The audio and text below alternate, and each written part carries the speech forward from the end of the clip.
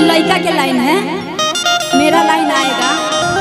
900 गुंडा मर गए झूलनिए तर दवाई।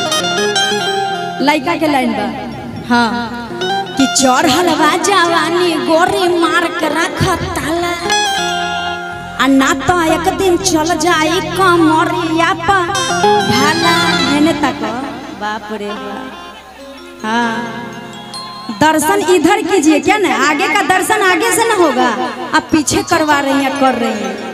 इधर देखिए हाँ हाँ इधर इन पे थोड़ा सा विशेष ध्यान दीजिएगा। सावले जो लड़का है तो सबरका रे दिल हमके दे दे पतरका रे, सावले लड़का पर भी गाना गाए हैं।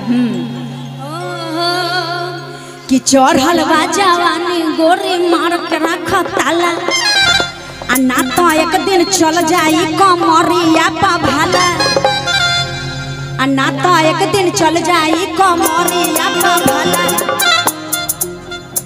अरे चढ़ल बा वो मैडम कहाँ गई थे जो पूरे हाँ इधर आइए थोड़ा सा हाँ इस ठीक है ना, बढ़िया है हाँ चलिए। कि चढ़ल बा जवानी गोरी मार के रख ताला। बाप रे ताला का इनको फील भी पता है, ऐसे ऐसे करके जो ताला लगता है। हाँ देखिए ताला किनको नहीं बंद करने आता है जी, मूर्ख को भी इतना छोटा छोटा लड़का को पता है। ताला में चाबी घुसाइए पट देवर बंद कर दीजिए खोल दीजिए है ना। कि चढ़ल बा जवानी गोरी मार के रखो ताला आ ना तो एक दिन चल जाई कमरिया पर भाला। तो लइकिया कहतारी आ फेरा में न पड़ बाबू रहा बचाई के। अरे फेरा में न पड़ बाबू रहा बचाई के। अरे 900 गुंडा अरे 900 गुंडा मर गइले झूलनिया तबाई के। 900 गुंडा मर गइले झूलनिया तबाई के।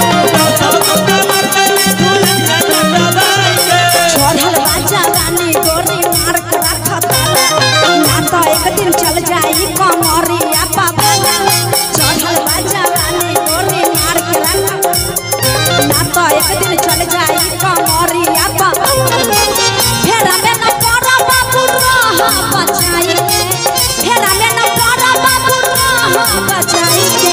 900 गुंडा अरे 900 गुंडा मर गइला झूलनिया तर दबाई के। 900 गुंडा मर गइला झूलनिया तर दबाई के। 900 गुंडा मर गइला झूलनिया तर दबाई के। 900 गुंडा मर गइला झूलनिया तर दबाई के। झूलनिया तर दबाई के। झूलनिया तर दबाई के। झूलनिया तर दबाई के। झूलनिया तर दबाई के। 900 गुंडा मर गइला झूलनिया तर दबाई के। 900 गुंडा मर गइला झूलनिया तर दबाई के। 900 गुंडा मर गइला झूलनिया तर दबाई के।